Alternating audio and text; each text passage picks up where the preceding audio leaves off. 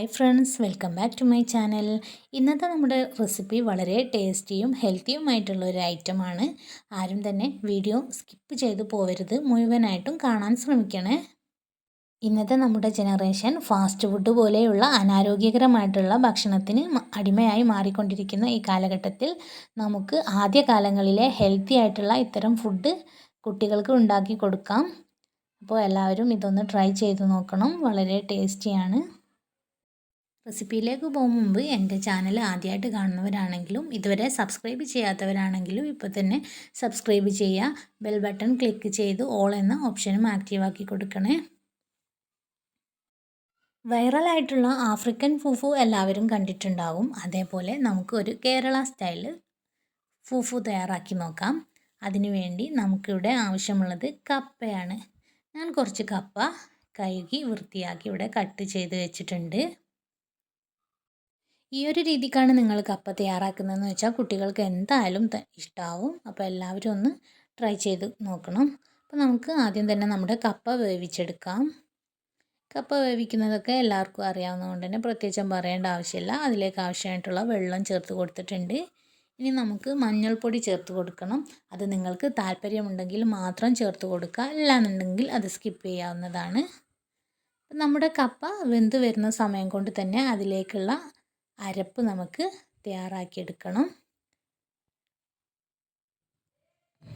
അപ്പോൾ അരപ്പിന് വേണ്ടി ഞാൻ കുറച്ച് തേങ്ങ എടുത്തിട്ടുണ്ട്.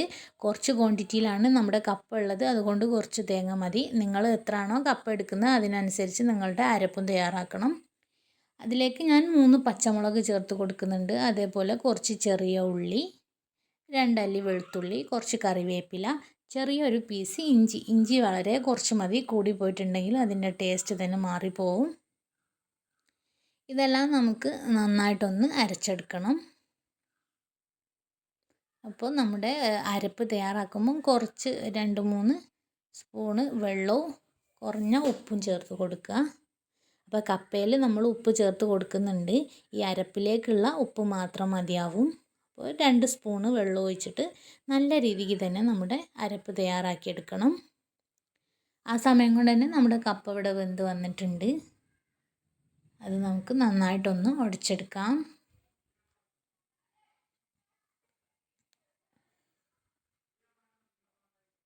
അപ്പോൾ നിങ്ങൾക്ക് എൻ്റെ വീഡിയോ ഇഷ്ടമായിട്ടുണ്ടെങ്കിൽ ലൈക്ക് ചെയ്യാൻ മറക്കരുത്.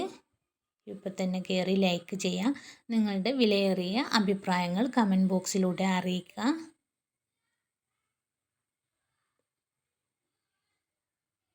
നമ്മുടെ കപ്പ നല്ല രീതിക്ക് തന്നെ ഉടച്ചെടുക്കാൻ ശ്രമിക്കണം, എന്നാലേ അതിൻ്റെ പെർഫെക്റ്റ് ആയിട്ടുള്ള ടേസ്റ്റ് കിട്ടുള്ളൂ.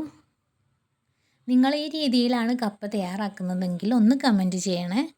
അതേപോലെ ഇതുവരെ ഈ രീതിയിൽ തയ്യാറാക്കാത്തവർ മസ്റ്റായിട്ടും ട്രൈ ചെയ്ത് നോക്കുക. അടിപൊളി ടേസ്റ്റാണ്, എന്തായാലും ഇഷ്ടപ്പെടും. അപ്പോൾ നമ്മുടെ കപ്പ ഇവിടെ ഒടിച്ചെടുത്തിട്ടുണ്ട്. ഇനി അതിലേക്ക് നമ്മുടെ അരപ്പ് ചേർത്ത് കൊടുക്കണം.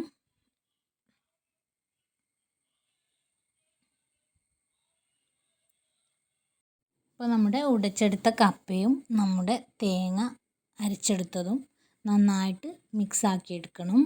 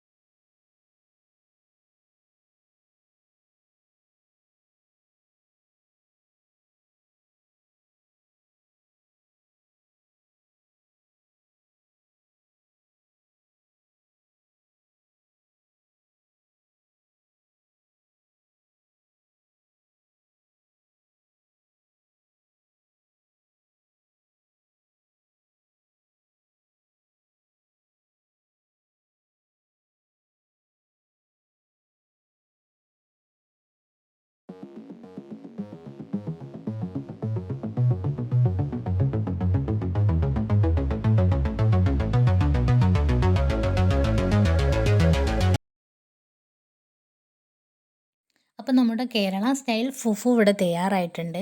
ഇങ്ങനൊരു ഫുഫു കേരളത്തിലുണ്ടോ എന്ന് തന്നെ എനിക്കറിയില്ല. ഞാൻ വെറുതെ പേരിട്ടതാണ് കേട്ടോ. അപ്പോൾ നമ്മുടെ അടിപൊളി കപ്പ ഇവിടെ തയ്യാറായി വന്നിട്ടുണ്ട്. എല്ലാവരും എന്തായാലും ഇത് ട്രൈ ചെയ്ത് നോക്കണം.